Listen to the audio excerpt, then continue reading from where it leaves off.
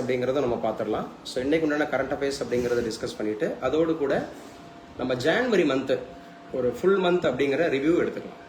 ஜனவரி மாதத்தில் ஸோ என்னென்ன மாதிரியான ஃபுல் ரிவ்யூ அப்படிங்கிறது கேட்டிருக்காங்க அப்படிங்கிறத நம்ம எடுத்துக்கலாம். ரொம்ப முக்கியமாக வந்து பார்த்தீங்க அப்படின்னு சொன்னால் நமக்கு எந்த ஒரு போட்டித் தேர்வாக இருந்தாலும் மேக்ஸிமம் வந்து ஒரு 1 இயர் கரண்ட் அஃபேர்ஸ் அப்படிங்கிறது ரிவைஸ் அண்ட் ரீகால் பண்ணிக்கணும். ஸோ அதை விட முக்கியமானது என்ன அப்படி சொல்லி பார்த்தீங்கன்னா நமக்கு அட்லீஸ்ட் ஒரு 6 மந்த்தாவது நமக்கு ரொம்ப முக்கியமாக நம்ம படிச்சுக்கணும். சரியா? ஸோ அப்போ தான் வந்து பார்த்தீங்கன்னா உங்களுக்கு அதில் வரக்கூடிய இம்பார்ட்டண்ட் ஜிகே என்ன, அதில் நம்ம என்னென்ன இம்பார்ட்டண்ட் ஈவெண்ட்ஸ் என்ன அப்படிங்கிறத நம்ம படிச்சுக்கணும். உங்களுக்கு என்னோட ஸ்க்ரீன் வந்து ரீச் ஆயிருச்சா அப்படிங்கிறத சொல்லுங்க. என்னோட ஸ்க்ரீன் வந்து உங்களுக்கு ரீச் ஆயிருச்சா? ஓகேம்மா. ஸோ ஸ்க்ரீன் வந்து ரீச் ஆயிருச்சு. ஸோ அட்மின் நமக்கு அகாடமியில் ஸ்டூடெண்ட்ஸ் இணைச்சிட்டே இருங்க. இன்னும் அதிகபட்சம் ஒரு 15 மினிட்ஸ் இணைக்கலாம். ஸோ இங்கே என்ன பார்க்குறோம் அப்படின்னு சொல்லி பார்த்தீங்கன்னா இன்றைக்கி முதல் பக்க செய்தியில் முக்கியமானது ஜூன் 14 அப்படிங்கிறதுல முதல் பக்க செய்தியில் என்ன கொடுத்துருக்காங்க அப்படின்னு பார்த்தீங்கன்னா விமானப்படை விபத்து அப்படிங்கிறத நம்ம பார்க்குறோம். நம்முடைய ஏர்ஃபோர்ஸ் அப்படிங்கிறதுல என்ன ஆயிடுக்கு அப்படின்னா ஒரு ஆக்சிடென்ட் அப்படிங்கிறது நடந்திருக்கு, ஏர் கிராஷ் அப்படிங்கிறது நடந்திருக்கு. அந்த ஏர் கிராஷில் ஸோ 5 அந்த மாதிரி இருக்கக்கூடிய அந்த ஏர்ஃபோர்ஸ் அந்த மாதிரி இருக்கக்கூடிய சோல்ஜர்ஸ் வந்து இறந்துருக்காங்க. ஸோ 5 வீரர்கள் உயிரிழப்பு. இது எங்கே நடந்திருக்கு அப்படின்னு பார்த்தீங்கன்னா அஸ்ஸாமில் நடந்திருக்கு. அஸ்ஸாம் அப்படிங்கிறது நமக்கு தெரியும், அதோட ஹெட் குவார்ட்டர்ஸ் அப்படிங்கிறது திஸ்பூர். பட் இது நடந்த நிகழ்வு அப்படிங்கிறது எங்கே நடந்திருக்குன்னா ஹவுஹாத்தியில் நடந்திருக்கு. ஹவுஹாத்தி அப்படிங்கிற பிளேஸ் நம்ம ஏற்கனவே பார்த்துருக்கோம். இந்த அஸ்ஸாமில் இந்த ஹவுஹாத்தி அப்படிங்கிறது வந்து அவங்களோட ஹைகோர்ட் அங்கே தான் இருக்குது. அதிகமான கிளைகளை கொண்டிருக்கக்கூடிய ஹைகோர்ட் அப்படின்னு சொன்னால் நம்ம எதை எடுத்துக்கலாம், இந்த ஹவுஹாத்தி அப்படிங்கிறத எடுத்துக்கலாம். ஹவுஹாத்தி அப்படிங்கிறத நம்ம எடுத்துக்கலாம். ஸோ ரொம்ப முக்கியமானது அப்படிங்கிறத நம்ம பார்க்குறோம். அப்போ அஸ்ஸாமில் இந்த ஏர்கிராஃப்ட் அப்படிங்கிறது வந்து தரையிறங்கின போது இந்த விஷயம் நடந்திருக்கு அப்படிங்கிறத பார்க்குறோம். 5 நபர்கள் அப்படிங்கிறது இறந்துருக்கிறாங்க. ஸோ யாரு சொல்லுவா நம்முடைய விமானப்படை தினம் அப்படின்னா என்ன, எப்போது வந்து விமானப்படை தினம் அப்படிங்கிறது அனுசரிக்கப்படுது? ஏர்ஃபோர்ஸ் டே. கிளாஸ் இருக்கா, கட் ஆயிடுச்சா?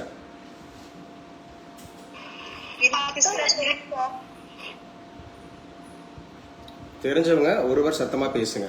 ஜனவரி 15 அப்படிங்கறது ஆர்மி டே அப்படின்னு சொல்லியிருக்கோம். அதுபோல அக்டோபர் 8, ஆமா அக்டோபர் 8 அப்படிங்கறதா நமக்கு வந்து ஏர்ஃபோர்ஸ் டே அப்படின்னு சொல்லுவோம். அதே மாதிரி டிசம்பர் 4 அப்படின்னு சொல்லக்கூடியது நமக்கு நேவி டே அப்படின்னு சொல்லுவாங்க இல்லையா. டிசம்பர் 4 அப்படிங்கிறது வந்து நேவி டே.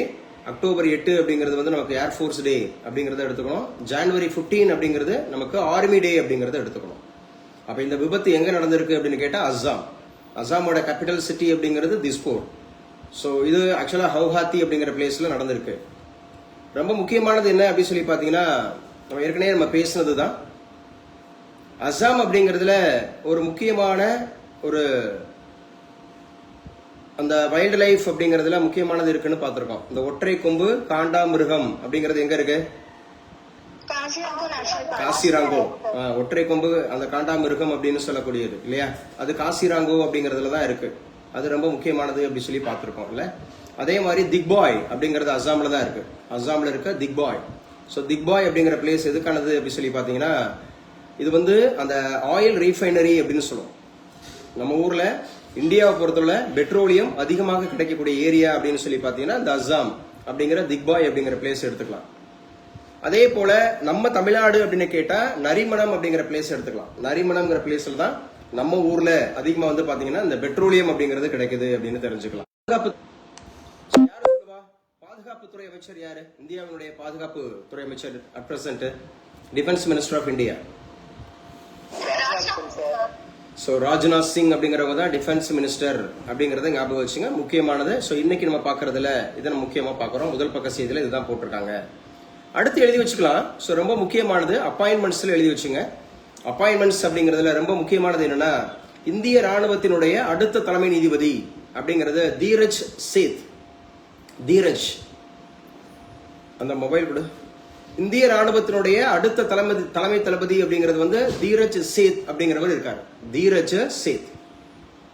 ஸோ இவர் வந்து ஆல்ரெடி என்னவாக இருந்திருக்கிறார் அப்படின்னா லெப்டினன்ட் ஜெனரல் அப்படிங்கிற ஒரு போஸ்ட்ல இருந்திருக்காங்க. ஸோ லெப்டினன்ட் ஜெனரல் அப்படிங்கிறவர் தீரஜ் சேத். ஸோ தீரஜ் சேத் அப்படிங்கிறவர் தான் இப்போ வந்து நியமிக்கப்பட்டிருக்கிறார் அப்படிங்கிறத பார்க்குறோம். தீரஜ் சேத். ஸோ இதுக்கு முன்னாடி இருந்தவர் யாரு சார்? ஸோ இந்த போஸ்ட் என்ன போஸ்ட் அப்படின்னு கேட்டா ஜென்ரல் அப்படிங்கிற ஒரு போஸ்ட்னு சொல்லுவாங்க. ஜென்ரல், ஏன்னா ஆர்மிக்கு வந்து ஹையஸ்ட் போஸ்ட் அப்படிங்கிறது ஜென்ரல், நேவிக்கு வந்து ஹையஸ்ட் போஸ்ட் அப்படிங்கிறது அட்மிரல், ஏர்ஃபோர்ஸ் அப்படிங்கிறதுக்கு ஹையஸ்ட் போஸ்ட் அப்படிங்கிறது ஏர் சீஃப் மார்ஷல். உள்வாங்குறீங்களா? எழுதுறீங்களா? ஆமாங்க. அப்ப முக்கியமானது ஆர்மி அப்படிங்கிறதுக்கு வந்து ஜெனரல். இப்ப யாருங்க நியூ ஜெனரல் அப்படின்னு கேட்டா தீரஜ் சேத். அப்ப தீரஜ் சேத் அப்படிங்கிறது அப்ப யாருங்க immediate past president, sorry past ஜெனரலா இருந்தது அப்படின்னு கேட்டா உபேந்திர துவிவேதி. அப்ப உபேந்திர துவிவேதி அவர்கள் அவங்க இருந்தாங்க. அந்த போஸ்டுக்கு இப்ப தீரஜ் சேத் அப்படிங்கிறவங்க நியமிக்கப்பட்டிருக்கிறாங்க அப்படிங்கறத பாக்குறோம். சோ ராணுவத்தினுடைய அந்த மாதிரி நியூ ஜெனரல் அப்படிங்கிற மாதிரி ஒரு வந்து நியமிக்கப்பட்டிருக்கிறார் அப்படிங்கறத பாக்குறோம். சோ லெப்டினன்ட் ஜெனரலாக ராணுவத்தினுடைய அதிதிறன் மிக்க தாக்குதல் படைகளில் ஒன்றான சக்ரா கோர், இவர் எந்த படைப்பிரிவு சார்ந்தவர் அப்படின்னு சொன்னா சக்ரா கோர், அதையும் எழுதி வச்சுங்க. சக்ரா கோர் அப்படிங்கிறது it is also very very important. Chakra corps. அப்ப இமீடியட் பாஸ்ட் ஜெனரலா இருந்தவர் யாருங்க? Immediate past general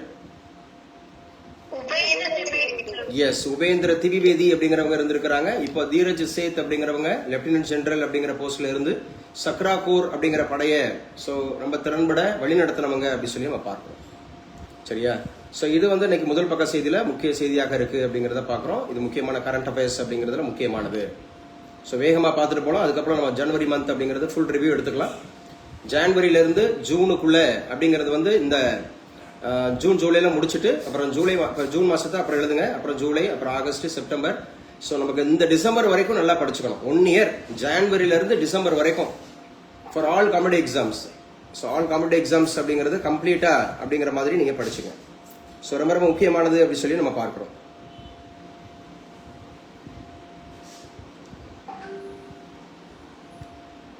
so மெய்யமை late ஆயிடுச்சாப்பா? மெய்யமை இப்பதான் ஜாயின் பண்ணிருக்கீங்க. ஓகே பரவாயில்ல, கண்டினியூ பண்ணுங்க. நோ சார், நான் 10 மினிட்ஸா ஜாயின் பண்ண ட்ரை பண்ணிட்டு இருந்தேன் சார். So try பண்ணீங்களாப்பா? ஓகேப்பா. ஸோ அப்ப ரொம்ப முக்கியமானது நம்ம பார்த்திருக்கோம். தீரஜ் சேத் அப்படிங்கிறவரை பார்த்தாச்சு. துபேந்திர திவிவேதி அவர்கள் பார்த்தாச்சு. அசாம்ல ஒரு ஏர் கிராஷ் அப்படிங்கிறது வந்து பாத்தீங்க அப்படின்னு சொன்னா அந்த ஆக்சிடென்ட் அப்படி நடந்திருக்கு அப்படின்னு சொல்லி பார்த்தோம்னா அசாமை பத்தியான கூடுதல் விஷயங்கள் அப்படிங்கறத பேசிட்டோம். ஸோ நெக்ஸ்ட் நம்ம பார்க்க இருக்கிறது இங்க பாருங்க, இவங்க தான் அந்த வைஷாலி, நம்ம எல்லாருக்கும் தெரியும் இல்லையா? வைஷாலி அப்படின்னு சொல்லக்கூடியவங்க. அதே மாதிரி பிரக்யான், இந்த பிரக்யானந்தா அப்படிங்கிறவங்க. ஸோ இவங்கெல்லாம் அந்த செஸ் விளையாட்டுல சாம்பவான்ஸ் அப்படின்னு சொல்லி பார்த்திருக்கோம். அவர் நம்முடைய முதலமைச்சரை சந்திச்சதாக போட்டிருக்காங்க. பக்கத்தில் நம்முடைய விளையாட்டுத்துறை அமைச்சர், sports minister of Tamil Nadu Aadhav Arjuna அவர்கள் இருக்காங்க. நம்முடைய சிஎம் விஜய் அவங்க இருக்காங்க. ஸோ அதுல வைசாலி, ஸோ தலா வந்து 50 லட்சம் ரூபாய் கொடுத்துருக்காங்க பாருங்க. வைசாலி அப்படின்றவங்களும் அதே போல இந்த இடத்துல சவிதா ஸ்ரீ, அந்த சவிதா ஸ்ரீ அப்படிங்கிறவங்க Asian women's individual chess championship படிச்சிருக்காங்க. இவங்க 5 world women chess champion, 5 world women அப்படின்றத அடிச்சிருக்காங்க வைசாலி. சவிதா ஸ்ரீ அப்படிங்கிறவங்க வந்து ஏசியன் விமன்ஸ் அந்த மாதிரி இண்டிவிஜுவல் செஸ் சாம்பியன்ஷிப் அப்படிங்கறத அடிச்சிருக்காங்க. ஸோ ரொம்ப ரொம்ப முக்கியமானது அப்படிங்கறத ஞாபகம் வச்சுங்க. அதே போல நம்முடைய பிரக்யான், அந்த பிரக்யானந்தா அப்படின்னு சொல்லக்கூடியவர் நார்வே செஸ் சாம்பியன்ஸ் அப்படிங்கறத முதல் முறையா அடிச்சிருக்காங்க. இந்தியா முதல் முறையாக இந்த நார்வே செஸ் சாம்பியன்ஷிப் அப்படிங்கறத எடுத்து கொடுத்திருக்காரு. யாரு சார் அப்படின்னு கேட்டா Praggnanandhaa, the first Indian to win. முதல் முறையாக இந்தியா இந்த ரொம்ப முக்கியமான ஒரு விருது அப்படிங்கறத சாரி இந்த பதக்கம் அப்படிங்கறத அடிச்சிருக்காங்க பிரக்யானந்தா அப்படிங்கிறது. ஸோ ரொம்ப முக்கியமானது. வைசாலி ஏற்கனவே என்ன விருது வாங்கினாங்கன்னு சொன்னோம்? நம்முடைய பத்மா அவார்ட்ஸ் அப்படிங்கறதுல ஒரு முக்கியமான விருது வாங்கினாங்க. என்ன விருது வாங்கினாங்க? அர்ஜுனா விருது. எஸ், அர்ஜுனா விருது அப்படிங்கறது வாங்கினாங்க இல்லையா? ஸ்போர்ட்ஸ் பர்சனுக்கு கொடுக்கக்கூடிய விருது, உயரிய விருது அர்ஜுனா. அதே மாதிரி கோச்சர்ஸ்க்கு கொடுக்கக்கூடிய உயரிய விருது எது? கோச்சர்ஸ் துரோணாச்சாரியா அப்படிங்கிற விருது அப்படிங்கிறது கொடுக்கப்படுது அப்படிங்கறத ஞாபகம் வச்சுக்கிறோம். சோ இன்னைக்கு கிளாஸ் அட்டன் பண்றதே ரொம்ப மினிமம். அதான் நான் சொல்லிட்டேன், வெறும் ஆசைப்பட்டா மட்டும் பத்தாது, அதற்காக நம்ம வந்து டெடிகேட்டிவா ஒர்க் பண்ணணும். ஒர்க் பண்ணாதான் ஜெயிக்க முடியும். சோ வெற்றி தோல்வி எது வந்தாலும் அதற்கு நீங்க தான் முழு பொறுப்பு. நீங்க உழைக்காம, சரியா நேரம் கொடுக்காம, சரியாக ப்ரிப்பரேஷன்ஸ் அப்படிங்கிறது நீங்க என்ன பண்ணாம அப்படி வராம நமக்கு எதுவுமே ஆக போறது இல்லை. சண்டே அதுவும் வந்து பாத்தீங்கன்னா யங்ஸ்டர்ஸ் நிறைய அந்த மாதிரி இருக்கக்கூடிய யங்ஸ்டர்ஸ் அட்டன் பண்ணல. இது வந்து நமக்கு வந்து சரியா இன்னும் நமக்கு செப்டம்பர் மாதம் எக்ஸாம் குரூப் 1, அதுக்கப்புறம் அப்படியே அக்டோபர்ல குரூப் 2, டிசம்பர்ல குரூப் 4 டிஎன்பிஎஸ்சி படிக்கிறவங்களுக்கு.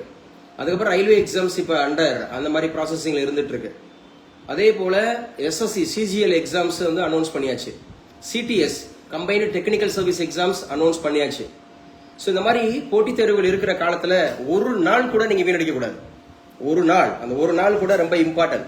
அதுவும் சண்டேனா நமக்கு லீவு அப்படிங்கிற மாதிரி எடுத்துக்கிட்டு ஹாயா சுத்த ஆரம்பிச்சிடுறீங்க. ஸோ ரிசல்ட் வராது, அப்ப நீங்க வருத்தப்படக்கூடாது. சரியா? ரிசல்ட் வரணும் அப்படின்னு சொன்னா நீங்க என்ன பண்ணணும் சார் அப்படின்னு சொன்னா, நேரத்தை உங்களுடைய அந்த ப்ரிப்பரேஷன்ஸ்ல நீங்க வந்து இன்வெஸ்ட் பண்ணணும். ப்ரிப்பரேஷன்ஸ்ல இன்வெஸ்ட் பண்ணா மட்டும்தான் நம்ம ஜெயிக்க முடியும். சும்மா இஷ்டத்துக்கு அப்பப்போ படிக்கிறது, அப்புறம் எனக்கு ரிசல்ட் வரல, எங்க படிச்ச, தென்றல் ஏஎஸ் அகாடமியில படிச்சேன் அப்படின்னு சொல்லக்கூடாது. தென்றல் ஏஎஸ் அகாடமியில சரியாக நேரத்தை ஒதுக்கி நீங்க படிச்சீங்கன்னா, நம்ம சொல்ற ஃபாலோ அப்ஸ் எல்லாம் கரெக்டா ஃபாலோ பண்ணீங்கன்னா உங்களுக்கு ரிசல்ட் வரும்.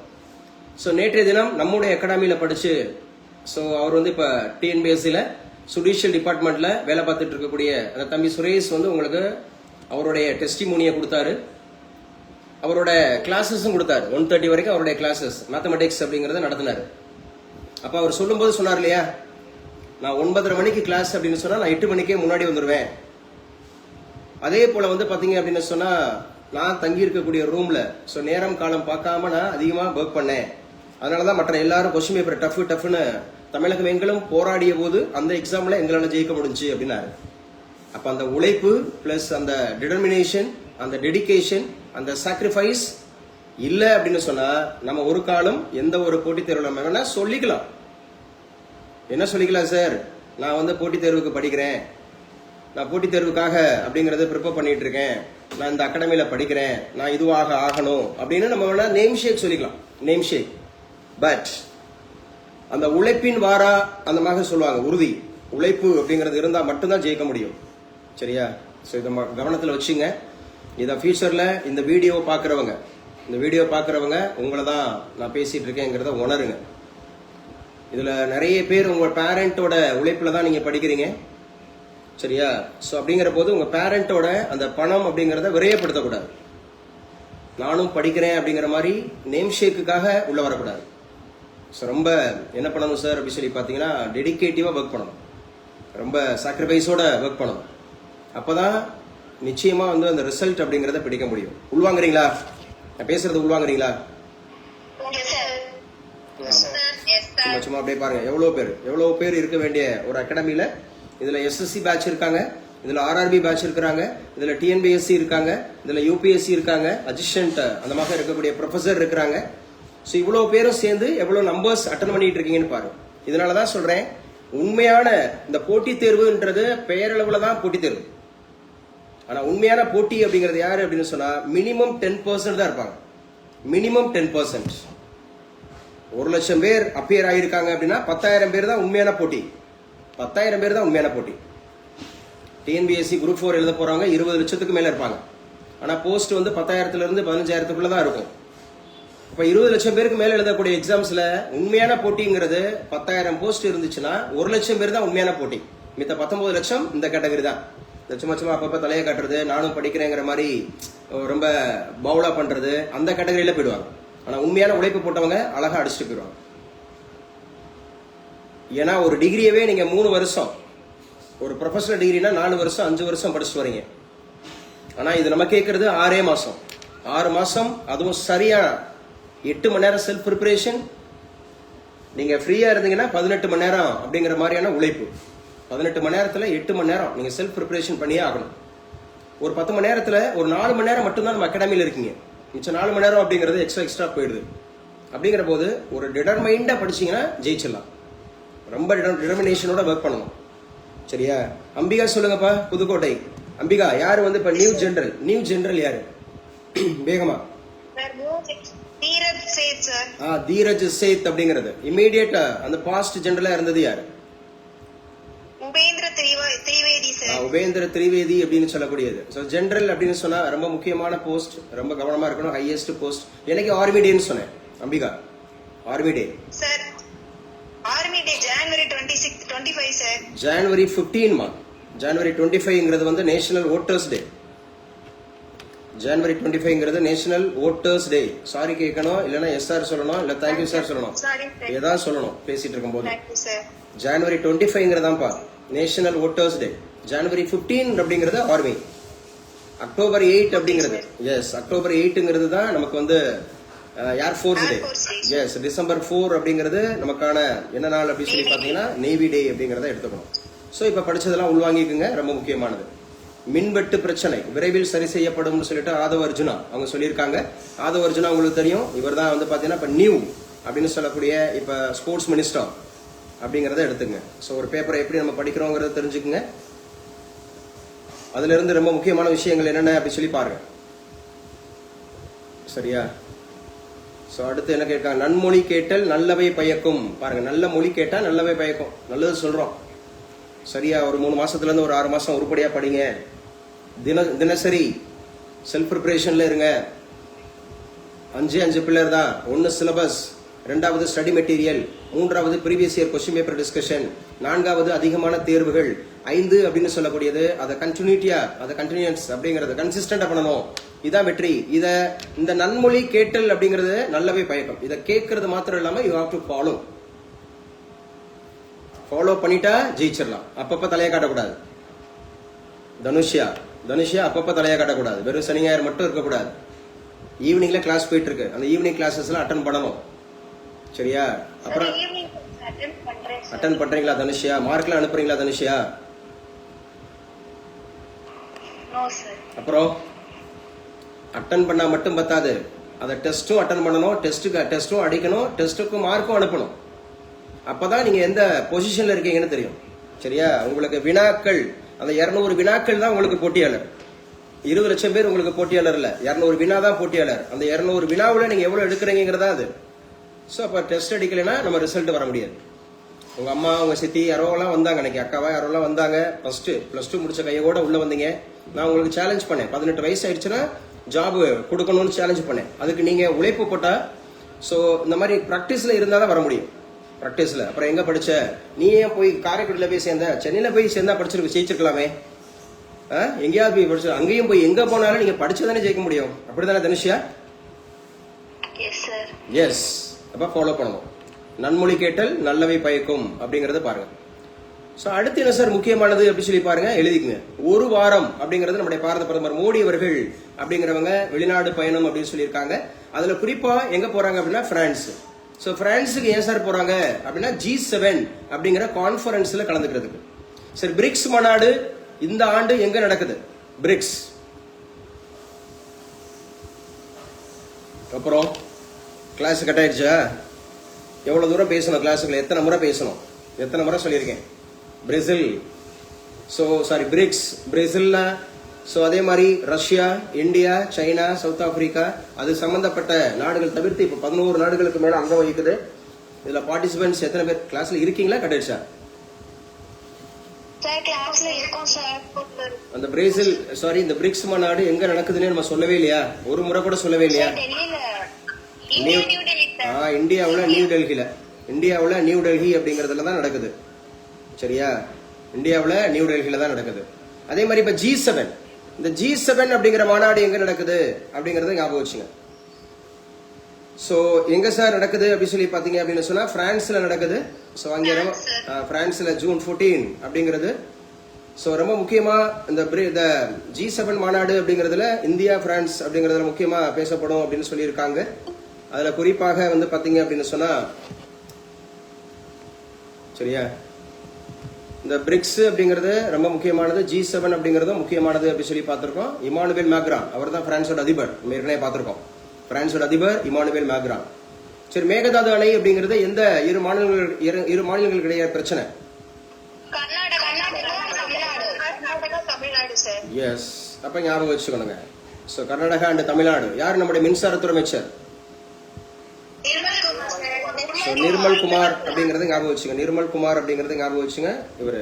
அதே மாதிரி பாருங்க, தேசிய மக்கள் நீதிமன்றம் தலைப்பு எழுதிக்கங்க. தேசிய மக்கள் நீதிமன்றம் அப்படின்னு கேட்டா இதான் லோக் அதாலத் அப்படின்னு சொல்லுவோம். மக்கள் நீதிமன்றம்னாவே லோக் அதாலத். இதுல தமிழகத்தில் மட்டும் 91,000 வழக்குகள் அப்படிங்கிறது, 91,000 வழக்குகள் அப்படிங்கிறதுக்கு தீர்வா தமிழகத்துல லோக் அதாலத் மூலமா. சோ லோக்பால் அப்படிங்கிறது ஒண்ணு இருக்கு, லோக் ஆயுக்தா அப்படின்னு ஒண்ணு இருக்கு, லோக் அதாலத் அப்படின்னு ஒண்ணு இருக்கு. இதெல்லாம் நம்ம படிப்போம், இந்தியன் பாலிட்டியில படிப்போம். லோக்பால், லோக் ஆயுக்தா, சரியா, அதே மாதிரி லோக் அதாலத். இப்போ லோக் அதாலத் அப்படின்னு சொல்லக்கூடியது இந்த மக்கள் நீதிமன்றம் அப்படின்னு சொல்லுவாங்க. மக்கள் நீதிமன்றம், இதுல மக்கள் நீதிமன்றம் அப்படிங்கறதுல 91,000 வழக்குகளுக்கு தீர்வா. எங்க சார் அப்படி சொல்லி பாத்தீங்க அப்படின்னு சொன்னா நம்ம ஊர்ல 91,000 வழக்குகள் தமிழகத்துல தீர்வாயிருக்கு அப்படின்னு சொல்லியிருக்காங்க. ஸோ அதுக்கப்புறம் நம்ம பார்த்துருந்தோம்ல, நம்ம தமிழகத்தினுடைய நியூ டிஜிபி யாரு? டிஜிபி மகேஷ் குமார் அகர்வால். மகேஷ் குமார் அகர்வால் அப்படிங்கிறவங்க தான் இப்ப நியூ டிஜிபி அப்படின்னு சொல்லி. கண்டிப்பா ஆகும். எல்லாரும் இப்படி கூட்டத்தோட கோயந்தா போட்டாங்கன்னா கண்டிப்பா ஒரே நேரத்துல எல்லாரும் கத்துனாங்கன்னா அப்படி கேட்கும். ஸோ மீட் பண்ணிக்கங்க, எல்லாருமே மீட் பண்ணிக்கங்க. இப்ப நான் பேசுறது கிளியரா கேட்கும். மையமே மட்டும் அனுமதிச்சுங்க, மையமே மட்டும். இப்ப நான் பேசுறது கிளியரா இருக்கா? என்ன பிரச்சனை அப்படின்னு சொன்னா எல்லாரும் அந்த நான் கேள்வி கேட்டோம்னா எல்லாரும் பதில் பேச ஆரம்பிச்சாங்கல்ல, அதனால அப்ப பிரேக் ஆகும். அப்ப டிஜிபி எங்க மையமை, நான் சொன்னதை கரெக்டா சொல்லுங்க பாப்போம். 11th ஸ்டாண்டர்ட் அப்படிங்கிறது ஸ்ரீ ராஜராஜன் ஸ்கூல்ல பேசும்போது டிஜிபி அப்படிங்கறத ஃபாலோ பண்ணீங்கன்னா உங்களுக்கு வெற்றி நிச்சயம் சொன்னேன். What is expansion of DGP? Director general of police. இல்ல டிஜிபி. அப்ப நீங்க டைரக்டர் ஜெனரல் ஆஃப் போலீஸ ஃபாலோ பண்ணா நம்ம வெற்றி அடையலாமா? நான் சொன்ன ஒரு டிஜிபி இருக்குல்ல, டிஜிபி அப்படின்னு சொல்லிட்டு அந்த கூட்டத்துல நான் பேசினேன். சியூபி. Yes sir, discipline. டிசிப்ளின். டினா டிசிப்ளின். ஓகே. ஜி கவனிக்கல? ஞாபகம் இல்ல சார். பி வந்து பிராக்டிஸ் சொன்னீங்க. பி வந்து பிராக்டிஸ் சொன்னேன். டி அப்படின்னு சொன்னா நான் டிசிப்ளின் சொன்னேன். ஜி அப்படிங்கறது நான் ஜிஎஸ் ஜெனரல் ஸ்டடீஸ் சொன்னேன். பி அப்படிங்கறது பிராக்டிஸ் அப்படின்னு சொன்னேன். இதை நீங்க ஃபாலோ பண்ணுங்க, கண்டிப்பா நீங்க வந்து ஒரு போட்டித் தேர்வுல ஜெயிக்கிறதுக்கான வாய்ப்பு இருக்கு அப்படின்னு சொன்னேன் அங்க. அதே மாதிரி சியூபின்னு சொன்னேன்ல, கான்சென்ட்ரேஷன், அண்டர்ஸ்டாண்டிங் அண்ட் பிராக்டிஸ். அப்ப பிராக்டிஸ் தான் இங்க முக்கியம். Practice practice practice. Practice makes perfect. இந்த பிராக்டிஸ் மேக்ஸ் பெர்ஃபெக்ட் அப்படிங்கிறது it is also very very important. So தமிழகத்தினுடைய அந்த 91,000 வழக்குகள் எதுல சார் அப்படி சொல்லி பார்த்தீங்கன்னா லோக் அதாலத் மூலமாக ஸோ தீர்வு காணப்பட்டிருக்கு அப்படின்னு சொல்லி. ஸோ நம்முடைய இந்திய தேசத்தினுடைய பிரசிடென்ட் பாருங்க, உத்தரகாண்ட் மாநிலத்தில் இருக்கக்கூடிய, எழுதி வச்சுங்க, டேராடூன். ஸோ உத்தரகாண்ட் மாநிலத்தில் இருக்கக்கூடிய டேராடூன் அப்படிங்கிறதுல இந்தியன் ஆர்மி அப்படின்னு சொல்லக்கூடிய அகாடமி இருக்கு. இந்தியன் ஆர்மி அப்படிங்கறதோட அகாடமி இருக்கு டேராடூன் அப்படிங்கிற பிளேஸ்ல. அந்த டேராடூன் அப்படிங்கறதுல சோ இந்த வருடம் யாரெல்லாம் ராணுவத்துல அந்த பயிற்சி எடுத்துக்கிட்டாங்களோ அவங்களுக்கு அந்த பிரிவு உபச்சார விழா அப்படிங்கிறது நடந்திருக்கு. ஸோ அதை நிறைவு செய்திருக்கிறாங்க நம்முடைய பிரசிடென்ட் ஆஃப் இந்தியா. அப்ப உத்தரகாண்ட்ங்கிற மாநிலத்தை நம்ம தெரிஞ்சு வச்சுக்கணும். உத்தரகாண்டோட கேபிட்டல் சிட்டி அப்படிங்கிறது என்ன? கணிகா. உத்தரகாண்டோட capital city Kanika. கணிக்கான முதல்ல எஸ் ஆர்னும் ஃபர்ஸ்ட். கணிக்கா இருந்தீங்கன்னா எஸ் ஆர்னும், அப்புறம் தான் ஆன்சர் தெரியும் தெரியாதா? கிளாஸ் கட் ஆயிடுச்சா? சாரி சார், மைக் கொஞ்சம் ஒர்க் பண்ணல சார். மைக் ஒர்க் பண்ணல. உத்தரகாண்டோட கேபிட்டல் சிட்டி எது? உத்தரகாண்டோட கேபிட்டல் சிட்டி உத்தரகாண்ட். டேராடூன் தான். அதான் இருக்குல்ல, பக்கத்துல இருக்குல்ல, வந்து போயிலாம் இல்ல, டேராடூன் தான். ஸ்வீட்டி சொல்லுமா? ஸ்வீட்டி அம்மா நீ வெயிட் பண்ணுப்பா. ஸ்வீட்டி உத்தரகாண்ட் அப்படிங்கிறது எதை ஏற்றுக்கொண்ட முதல் இந்திய மாநிலம்னு சொல்லியிருக்கேன், நிறைய முறை சொல்லியிருக்கேன் கிளாஸ்ல. UCC is uniform civil code. UCC ஏற்றுக்கொண்ட முதல் இந்திய மாநிலம் உத்தரகாண்ட். உத்தரகாண்ட் அப்படிங்கறதனுடைய முதலமைச்சர் யாரு? புஷ்கர் சிங் தாமி அப்படிங்கிறது உத்தரகாண்ட் அப்படிங்கறதனுடைய சோ சிஎம் அப்படின்னு பார்த்தோம். சோ டேராடூன் அப்படிங்கிறது கேபிட்டல் சிட்டின்னு பார்த்திருக்கோம். இன்னைக்கு இந்திய ராணுவ அகாடமி, இந்தியன் ராணுவ அகாடமி அப்படி சொல்லி பார்த்திருக்கோம். சரி, உத்தரகாண்ட்ல ஒரு மிகப்பெரிய அந்த மாதிரி ஒரு நேஷனல் பார்க்னு சொல்லி பார்த்திருக்கோம். நேஷனல் பார்க் அப்படிங்கிறது சரியா? Karthik Jim Corbett exactly correct. Karthik கேட்டேன், சென்னை கார்த்திக் கேட்டேன், டக்கு நீங்க சொல்லிட்டீங்க. ஓகே பரவாயில்ல. கார்த்திக் சொல்லப்பா. சென்னை கார்த்திக். இந்தியாவினுடைய external affairs minister Jaishankar sir. So Jaishankar அப்படிங்கறது ஞாபகம் வச்சுக்கணும். ஜெய்சங்கர் அவர்கள் அப்படிங்கிறவங்க தான். சோ எந்த அந்தமாக இருக்கக்கூடிய தொகுதியிலிருந்து அவங்க எந்த அவைக்கு தேர்ந்தெடுக்கப்பட்டாங்க? சார் சாரி சார், நிறைய முறை சொல்லியிருக்கேன் கார்த்திக். அங்க ஒண்ணும் இங்க ஒண்ணுமா படிக்க கூடாது கார்த்திக். நல்லா திரும்ப நல்லா படிக்கணும் கார்த்திக். எஸ். சோ குஜராத் ராஜ்யசபா. குஜராத்ல இருந்து ராஜ்யசபாவுக்கு தேர்ந்தெடுக்கப்பட்டாங்க. குஜராத்ல இருந்து ராஜ்யசபாவுக்கு தேர்ந்தெடுக்கப்பட்டவர் தான் சோ நம்முடைய எக்ஸ்டர்னல் அஃபேர்ஸ் மினிஸ்டர் அப்படிங்கறத ஞாபகம் வச்சுங்க. ஓகே பரவாயில்லப்பா. சோ மேகி நூடுல்ஸ் பாருங்களேன். இந்த மேகி அப்படிங்கிற நூடுல்ஸ்ல கிருமிகள் அப்படின்னு சொல்லி கண்டுபிடிச்சிருக்காங்க. அதை நெஸ்லே அப்படிங்கிற அப்படிங்கிற ப்ராடக்ட் அப்படின்னு கேட்டா நெஸ்லே அப்படிங்கிற நிறுவனத்தோட ப்ராடக்ட். ஸோ நம்முடைய இத்தாலியோட முதல் பெண் பிரதமர் அப்படின்னு சொல்லி பார்த்தோம்ல, மெய்மதி மேம் ட்ரை பண்ணுங்க. Yes, Giorgia Meloni. அந்த சார்ஜியோ மெலானி அப்படிங்கிறதுக்கு நம்ம பாரத பிரதமர் மோடி அவர்கள் ஒரு ப்ராடக்ட் கொடுத்தாரு. அது வந்து வேர்ல்டு பாப்புலர் ஆச்சு. என்ன ப்ராடக்ட் அது? நல்லா பேசுங்க மேம், கிளியரா கேட்கல. நெஸ்லேவோட சாக்லேட் தான். Yes, Nestle. So Maggi noodles அப்படிங்கிறது அவங்க தானா? ஸோ அதை வந்து நெஸ்லே நிறுவனம் மறுத்திருக்கு அப்படிங்கிறதையும் நம்ம பார்க்கிறோம். ஸோ இதுவும் முக்கியமானது அப்படி சொல்லி பார்க்கிறோம். ஸோ அடுத்து என்ன சார் அப்படி சொல்லி பார்த்தீங்கன்னா எழுதிக்கங்க, இதுவும் முக்கியமானதுங்க. இதுவும் முக்கியமானது அப்படிங்கிற ஏவுகணை எதிர்ப்பு அமைப்பு. ஏவுகணை மிசைல்ஸ் இருக்கு இல்லையா, அந்த மிசைல்ஸ் அப்படிங்கறத எதிர்க்கிறது. ஸோ இதுல அசிஸ்டன்ட் ப்ரொஃபசர் எக்ஸாம்ஸ் அப்படிங்கிறவங்க இணைகிறீங்க, அப்பப்ப அப்படியே வந்துட்டு ஓடி போறீங்க, அதெல்லாம் நல்லது இல்லைங்க. முதல்ல நீங்க நாலேஜ் அப்டேட்டா இருக்கணும். நாலேஜ் அப்டேட்டா இருந்தா மட்டும்தான் நம்ம வந்து டீச்சர்ஸ் அப்படிங்கிறதுக்கு நம்ம தகுதியாக முடியும். ஒரு கல்லூரி பேராசிரியர் அப்படிங்கிறதுக்கு தகுதியாக இருக்க முடியும். அவரவர் சப்ஜெக்ட்ஸ் நம்முடைய குரூப்ல இருக்கக்கூடிய ஒரு 600க்கு மேற்பட்ட அந்த மாதிரி இருக்கக்கூடிய அதுல நிறைய நான் வந்து டிஸ்கஸ் பண்ணியிருக்கேன். அவங்க பூராமே வந்து பாத்தீங்கன்னா அப்டேஷன்ஸ் இல்லாம இருந்தாங்க. அவங்கவுங்க சப்ஜெக்ட்ல கூட இப்ப ரீசெண்டா அப்புறம் நம்ம மார்க் வைவாவாஸ் அப்படிங்கறது நடத்திட்டு இருந்த போது அந்த ஃபீல் பண்ணோம். ஸோ இப்படி இருந்தோம் அப்படின்னு சொன்னா இங்க உங்களுக்கு வைவோ அப்படிங்கிறதுக்கு ஒரு 15 மார்க் இருக்கு. அந்த வைவோவாஸ் அப்படிங்கிறதுக்கு 15 மார்க். ஸோ நிச்சயமா அதுல வந்து இப்ப ரீசெண்டா என்ன இருக்கு அப்படிங்கிற மாதிரி தான் கேட்பாங்க அவங்கவுங்க சப்ஜெக்ட்ல. ஸோ அப்ப நீங்க உங்களுக்கு தெரியாதுன்னு சொன்ன போது கண்டிப்பாக உங்களுக்கான ஒரு நல்ல வாய்ப்பை இழப்பீங்க. இது வந்து ஜிகே அப்டேஷன்ஸ். இது நாட் ஓன்லி கரண்ட் அஃபேர்ஸ், இது ஜிகே அப்டேஷன்ஸ் சப்ஜெக்ட் வைஸ். இப்ப நம்ம ஏவுகணைன்னு படிச்சோம்னா அது பிசிக்ஸ். ஏவுகணை அப்படிங்கறத வந்து பாத்தீங்கன்னா பிசிக்ஸ். ஏவுகணைன்னு படிச்சோம்னா அது சயின்ஸ் அண்ட் டெக்னாலஜி. ஏவுகணை அப்படின்னு சொல்லி பார்க்கும்போது இப்ப கரண்ட் அஃபேர்ஸ்ல அதை எதிர்ப்பு அமைப்பு அப்படிங்கிறது வெற்றிகரமாக சோதனையா பிற நாடுகள் நம்ம மீது தாக்குதல் நடத்தும் போது அந்த ஏவுகணையை தடுத்து நிறுத்தக்கூடிய அந்த விஷயத்த நம்ம இந்தியா DRDO அப்படிங்கறத இத பாதுகாப்பு அமைச்சகம் அப்படிங்கறது இதை சக்சஸ்ஃபுல்லா என்ன பண்ணிருக்காங்க, இத வென்றெடுத்திருக்காங்க அப்படி சொல்லி பாக்குறோம். சரிங்களா? சோ இதுவும் நல்லா ஞாபகம் வச்சுங்க. சோ அடுத்து எழுதி வச்சுங்க, முக்கியமானது இந்தியா நேபாளம் இடையே. சொல்லுப்பா. Sir sorry for interrupting sir. Permission மட்டும் வேணும் sir. Sandhya sir. Okay you can take. Yes sir. So இந்திய நேபாளம் இடையே ரயில் போக்குவரத்து அப்படிங்கிறது 2 நாடுகளோட அதிகாரிகள் ஆலோசனை நடத்துறாங்களாம். சோ 2 நாடுகளோட ஆலோசனை, இந்தியா நேபாளுடைய தற்போதைய பிரதமர் யாருன்னு பார்த்தோம்? நேபாளுடைய பாலேந்திர ஷா. எஸ், பாலேந்திர ஷா அப்படிங்கிறவர் தான் நேபாளத்தினுடைய தற்போதைய பிரதமர். ஒன்லி 35 இயர்ஸ் ஓல்டு அப்படி சொல்லி பார்த்தோம். எவரெஸ்ட் சிகரம் இங்கதான் இருக்குன்னு சொல்லி பார்த்தோம். 88-48.86 மீட்டர் அப்படி சொல்லி பார்த்தோம். டென்சிங் நார்கே அண்ட் எட்மண்ட் கிளாரி தான் முதல்ல ஏறினாங்கன்னு பார்த்தோம். இந்தியாவில இருந்து பச்சேந்திரி பால் அப்படி சொல்லி பார்த்தோம். சமீபத்தில் எத்தனை பேர் ஏறி சாதனை படைச்சாங்க? கின்னஸ் ரெக்கார்ட் ஆச்சு. 274 பேர் ஏறினாங்க. அதுல இந்தியர்கள் அப்படிங்கிறது 3 பேர். அந்த 3 பேர்ல எத்தனை பேர் இறந்துட்டாங்க அடுத்த நாளே? அதுல 2 பேர் இறந்துட்டாங்க அப்படி சொல்லி பார்த்தோம். சோ ராஜ்நாத் சிங் பார்த்தோம் இல்லையா, பாதுகாப்புத்துறை அமைச்சர் ராஜ்நாத் சிங். இதெல்லாம் முக்கியமானது. அமெரிக்கா அபார வெற்றி. சோ ஏற்கனவே நம்ம பேசிட்டோம். பிஃபா வேர்ல்டு கப் அப்படின்னு சொல்லக்கூடியது. சோ பிஃபா வேர்ல்டு கப் அப்படிங்கிறது FIFA world cup Naveena from Tanjore. சொல்லுங்க பாப்போம். பிஃபா வேர்ல்டு கப் அப்படிங்கிறது எந்த ஊர்ல எந்த நாடு நடத்துது, எத்தனை நாடுகள் நடத்துது? சார் பிஃபா வேர்ல்ட் கப் வந்து USA, கனடா, மெக்சிகோ 3 நாடு நடத்துது சார். சூப்பர்மா, சூப்பர். எஸ். சோ இதுல எத்தனை நாடுகள் அப்படிங்கிறது பங்கேற்கிறதா சொன்னேன்? 48 நாடுகள் அப்படிங்கறது சொல்லியிருந்தோம். முதல் உலகக்கோப்பை அப்படிங்கிற பிஃபா எங்க நடந்துச்சு? யாரு வின்னர்?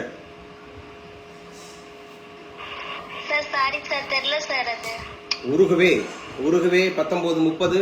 வெற்றியாளர் உருகுவே. மீட் பண்ணுமா?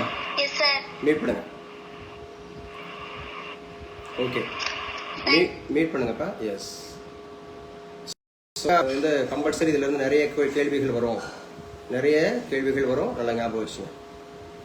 அதே போல இப்போ மகளிர் உலக கோப்பை T20 மேட்ச் அப்படிங்கறது நடந்துட்டு இருக்கு இல்லையா, அதுவும் நீங்க ரொம்ப முக்கியமானது அப்படின்னு சொல்லி பார்க்கணும்.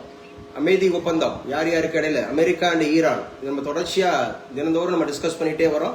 அமெரிக்கா அண்ட் ஈரான் அமைதி ஒப்பந்தம் அப்படிங்கிறது கையெழுத்தாகுது அப்படிங்கிற ஒரு விஷயத்தையும் நம்ம பார்த்துக்குங்க. ஸோ அடுத்து இந்தியாவில் சமையல் எண்ணெய் சரியா இறக்குமதி அப்படிங்கறது 6.75% அதிகரிப்பான். நம்ம இம்போர்ட் பண்றோம் அப்படின்னு சொல்றாங்க. நம்முடைய அந்த மாதிரி சமையலுக்கு பயன்படுத்தக்கூடிய ஆயில் அது வந்து இறக்குமதி 6.75% அதிகரிச்சிருக்கு. அதே மாதிரி பாருங்க ஃபாரின் எக்ஸ்சேஞ்ச் யார் சொல்லுவா? Foreign exchange management act FEMA அப்படிங்கிறது எந்த வருஷம்? ஃபெமா யாருமே சொல்ல மாட்டீங்க. ஆனால் நம்ம படிச்சு பாஸ் ஆகணும், ரிசல்ட்டை பிடிக்கணும். இப்போ ரீசெண்டாக கூட பார்த்தோம் ஃபெமா ஃபாரின் எக்ஸ்சேஞ்ச் மேனேஜ்மெண்ட் ஆக்ட்னு 1999 அந்நிய செலாவணி அப்படிங்கிறது ஃபாரின் எக்ஸ்சேஞ்ச். அப்போ அம்மா கிளாஸ் போயிட்டு இருக்கா இல்லை கட் ஆயிடுச்சாப்பா? கிளாஸ் கட் ஆயிடுச்சா?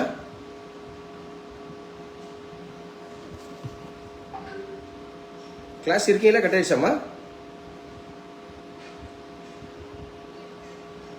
கிளாஸ் கட் ஆயிடுச்சா?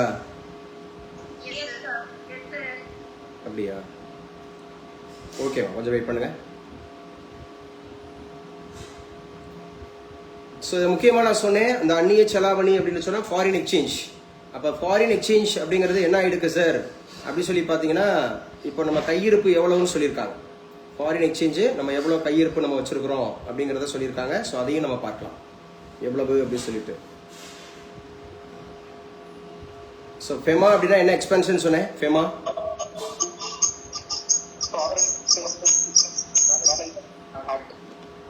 ஃபாரின் எக்ஸ்சேஞ்ச் மேனேஜ்மெண்ட் ஆக்ட் அப்படிங்கிறதா ஃபெமா அப்படிங்கிறத ஞாபகம் வச்சுக்கோங்க.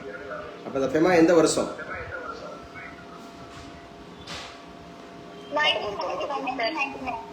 ஆமாம், இதெல்லாம் நிறைய முறை சொல்லியிருக்கோம். நான் தான் சொல்லியிருக்கேன், பரீட்சைக்கு பாடம் படிப்பதை விட பரிச்சயம் ஆகணும்னு சொல்லியிருக்கேன்ல. பரீட்சைக்கு பாடம் படிப்பதை விட பரிச்சயமானதான் பாஸ் ஆக முடியும். இது ரொம்ப முக்கியமானது, அதையும் தெரிஞ்சு வச்சுங்க. ஸோ இப்போ அவ்வளோதான், ஒரு 5 நிமிஷத்தில் இது முடிஞ்சு. இதுக்கப்புறம் அப்படியே இதோட கண்டினியூட்டி அப்படின்னு சொல்லிட்டு நம்ம பார்க்கலாம். ஜனவரி மாதத்தை நான் ஒரு 3 நாளில் முடிச்சு தரேன். ஃபுல் மந்த் ரிவ்யூ எடுக்கணும், இம்பார்ட்டன்ட் ஃபுல்லாக. ஸோ 200 பக்கங்களுக்கு மேலே அதோடைய கரண்ட் அஃபேர்ஸ் இருக்குது. அது ஒரு நாளைக்கு 50 பக்கம் நம்ம நடத்தி முடிச்சு 60 பக்கம் முடிச்சோன்னா டக்குன்னு வேகமாக முடிச்சு விடலாம். அப்போ அந்த ஜனவரி மாதம் முடிஞ்சோன்னா ஜனவரி மாதத்தை ஒரு ஃபுல் டெஸ்ட் அடிக்கணும். அதே மாதிரி பிப்ரவரி, மார்ச், ஏப்ரல், மே, ஜூன், ஜூலை, இந்த டிசம்பர் வரைக்கும் நீங்கள் கம்ப்ளீட்டாக எழுதிக்கணும். டிசம்பர் வரைக்கும் நீங்கள் படிச்சிட்டிங்கன்னா முக்கியமானது. அப்போ இந்த இடத்துல நம்ம இந்த ஃபாரின் எக்ஸ்சேஞ்ச் அப்படின்னு சொன்னேன் இல்லையா, அந்நிய செலாவணி. அம்மா உங்களுக்கு ஸ்க்ரீன் வருதுல? ஸ்கிரீன் வருது. ஆமா, அந்நிய செலாவணி அப்படிங்கிற கையிருப்பு வந்து பாத்தீங்கன்னா 68,161 கோடியா. இதெல்லாம் கேட்கக்கூடிய வாய்ப்பு இந்த அசிஸ்டன்ட் ப்ரொஃபசர் எக்ஸாம்ஸ்க்கு commerce background, economics background, administrative background இந்த மாதிரி இருக்கிறவங்களுக்கு எல்லாம் இந்த கேள்வி கேட்பாங்க. So did you see today newspaper? Yes sir. So in economic part or commerce part or accountancy, any part. So what is at present அந்த foreign exchange அப்படிங்கிறதோட நம்முடைய ரிசர்வ் எவ்வளவு வச்சிருக்கோம் அப்படின்னு கேட்பாங்க. அப்ப 68,161 கோடி டாலர் வச்சிருக்கோம். 68,161 கோடி அப்படிங்கிற டாலர் இது என்னவா இருக்குன்னா சரிவா இருக்கு பாருங்க. இந்தியாவோட ஃபாரின் எக்ஸ்சேஞ்ச் அப்படிங்கிறது டிக்ளைன் ஆயிடுது. ஸோ இது முக்கியமானதா நம்ம பார்க்குறோம், டிக்ளைன் அப்படிங்கிறத பார்க்குறோம். அவ்வளோதாங்க. ஸோ இன்னைக்கு உண்டான கரண்ட் அஃபேர்ஸ் அப்படிங்கிறத நம்ம பார்த்து முடிச்சிட்டோம். ஸோ ரொம்ப ரொம்ப இம்பார்ட்டன்ட் அப்படிங்கிறது ஒன்று சொல்லுங்க. அம்பிகா ஒன்று சொல்லுங்க, குயிக்காக சொல்லுங்க, நான் ஜனவரி மாசத்தை எடுக்கிறதுக்குள்ள. சார் இன்னைக்கு world blood donor day sir. So world blood donor day அப்படிங்கிறது மையமே பேசிட்டு இருக்காங்க. அம்பிகா நான் உங்ககிட்ட ஒன்று பேசுங்கன்னு சொல்லியிருக்கேன். இன்னைக்கு நடத்துனதுல இருந்து கேளுங்கன்னு சொல்லுங்கன்னு இருக்கேன். ஸோ வேர்ல்டு பிளட் டோனர் டே அப்படிங்கிறத எழுதி வச்சுங்க. இன்னைக்கு வேர்ல்டு பிளட் டோனர் டே. பிளட் டொனேஷன் அப்படின்னா ரொம்ப ரொம்ப முக்கியமானது. ஸோ பிளட் அப்படின்னு சொல்லக்கூடியது நம்ம ஏற்கனவே சொல்லியிருக்கோம், சரியா? இதுல ஆர்பிசி அப்படிங்கிறது இருக்கும், டபிள்யூபிசி அப்படிங்கிறது இருக்கும், த்ரோம்போசைட்ஸ் அப்படின்னு சொல்லக்கூடியது இருக்கும். அதாவது எரித்ரோசைட்ஸ், லீகோசைட்ஸ், த்ரோம்போசைட்ஸ் பேசியிருக்கோம். ஞாபகம் இருக்கா சார்? இது சம்பந்தமா நம்ம பேசியிருக்கோம். எனக்கு தெரியும், என்கிட்ட கேளுங்க, தெரிஞ்சா சொல்றேன், தெரியலன்னா தெரிஞ்சுக்கிறேன். ஒருத்தர் குயிக்கா இப்பதான் அந்த 1 வீக் உள்ளதான் நான் நடத்தினேன், எனக்கு நல்லா ஞாபகம் இருக்கு. மெய்மதி மேம் கேட்கிறேன், அடுத்து மையமே கேட்கிறேன். மெய்மதி மேம் சொல்லுங்க பாப்போம். எரித்ரோசைட்ஸ் அப்படிங்கிறது எந்த பிளட் கார்பசல்ஸ்? எந்த பிளட் கார்பசல்ஸோட பேரு erythrocytes? RBC, red blood corpuscles. அந்த ரெட் பிளட் கார்பசல்ஸ் அப்படிங்கறதுடைய லைஃப் ஸ்பேன் என்ன? Life span 120 days. Where it is origin from bone marrow sir. So bone marrow அப்படிங்கறத ஞாபகம் வச்சுக்கணும். bone marrow அப்படிங்கறது அதோடது அப்படிங்கறது ஞாபகம் வச்சுக்கிறோங்க. ஸோ ரொம்ப ரொம்ப முக்கியமானது அப்படி சொல்லி பார்க்கிறோம், ரைட்? ஸோ அடுத்து வந்து பாத்தீங்க அப்படின்னு சொன்னா இது கூடுனா என்ன, குறைஞ்சா என்ன? ஆர்பிசியோட கவுண்ட் கூடுனா பாலிசைத்தீமியா சார், குறைஞ்சா அனீமியா சார். ஸோ அது குறைந்தது அப்படின்னு சொன்னா அனீமிக் அப்படிங்கிறது வரும். ஸோ கூடுச்சு அப்படின்னு சொன்னா இது வந்து முக்கியமானது அப்படின்னு சொல்லி பார்த்திருக்கோம். கூடுச்சு அப்படின்னு சொன்னாவே பாலிசைத்தீமியா குறைஞ்சிச்சுன்னா அனீமியா அப்படின்னு சொல்லியிருக்கோம். எஸ், அதே போல வந்து பாத்தீங்கன்னா லியூகோசைட்ஸ் அப்படிங்கிறது அழைக்கப்படுறது எந்த கார்போசைல்ஸ் அழைக்கப்படுது? Leucocytes, white blood corpuscles. White blood corpuscles அப்படிங்கறத சொல்றேன். இது கூடுனா குறைஞ்சா? இது கூடுனா குறைஞ்சா? கூடுனா லியூக்கோபீனியா, குறைஞ்சா லியூக்கேமியா. இல்ல கூடுனாதான் லுக்கேமியா. அது கூடுனாதான் லுக்கேமியா அப்படின்னு சொல்லப்படுது, பிளட் கேன்சர். குறைஞ்சிச்சு அப்படின்னாதான் லீகோபீனியா. சரியா? லீகோபீனியா அப்படிங்கிறது குறைஞ்சாதான். சரி, எந்த அந்தமாக இருக்கக்கூடியது நமக்கு வந்து பிளட் கிளாட்டிங்க்கு பயன்படுது? பிளட் கிளாட்டிங் அப்படிங்கிறதுக்கு எது பயன்படுது? பிளட் கிளாட்டிங்க்கு வந்து பிளேட்லெட்ஸ். பிளேட்லெட்ஸ் அப்படி சொல்றோம் இல்லையா? அதோட விட்டமின் கே, அதை ஞாபகம் வச்சுக்கலாம். பைலோகுயினைன், விட்டமின் கே அப்படிங்கறத ஞாபகம் வச்சுக்கலாம். Congrats ma'am, Meimathi ma'am. Okay, good. So இப்போ ஞாபகம் வச்சுங்க என்ன சார் அப்படி சொல்லக்கூடியது. மையமை கேட்கவா? சார் ஆர்பிசி அதுதான் அப்டேட் ஆயிருந்தீங்களா? அதான் அப்டேட் ஆயிருந்தீங்க அப்படின்ற மாதிரி சொல்றீங்க. எஸ், சரி பரவாயில்ல. ஸோ அப்டேட் ஆயிக்குங்க. ஸோ பிளட் அப்படின்னு சொல்லக்கூடாது சார். எல்லாருக்கும் பிளட் கொடுக்கலன்னா யாருப்பா கொடுக்கலாம்? அவர்தான் யூனிவர்சல் டொனார். யூனிவர்சல் டொனார் அப்படிங்கிறது எல்லாருக்கும் பிளட் கொடுக்கிறவர் வந்து யூனிவர்சல் டொனார் அப்படின்னு சொல்லுவாங்க இல்லையா? ஸோ அதே மாதிரி எல்லார்கிட்ட இருந்து வாங்கிக்கிறவர்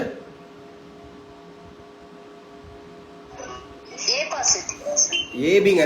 ஏ பாசிட்டிவ்ல ஏபி பாசிட்டிவ். அப்ப ஏபி பாசிட்டிவ் அப்படிங்கிறவர் அவர் யூனிவர்சல் ரெசிபியன்ட் சொல்லுவாங்க. யூனிவர்சல் ரெசிபியன்ட் எல்லாருக்கும் கொடுக்கிறவர் யூனிவர்சல் டொனார் அப்படின்னு சொல்லுவாங்க. இங்க டொனார் வந்து 60% இருக்காங்க டோட்டல் பாப்புலேஷன் வேர்ல்டுல. ஒரு 40% அப்படின்னா வந்து யூனிவர்சல் ரெசிபியன்ட் அப்படிங்கிறவங்க இருக்காங்க. ஸோ பிளட் அப்படின்னு சொல்லுவாங்க. பிளட்டோட பிஹெச் வேல்யூ, பிளட்டோட பிஹெச் வேல்யூ இதெல்லாம் பேசுனதுங்க. 7.4 to 7.6 ஒரு ஆவரேஜா வச்சுக்கலாம். அப்ப அது வந்து ஆசிடா அல்லது பேஸா?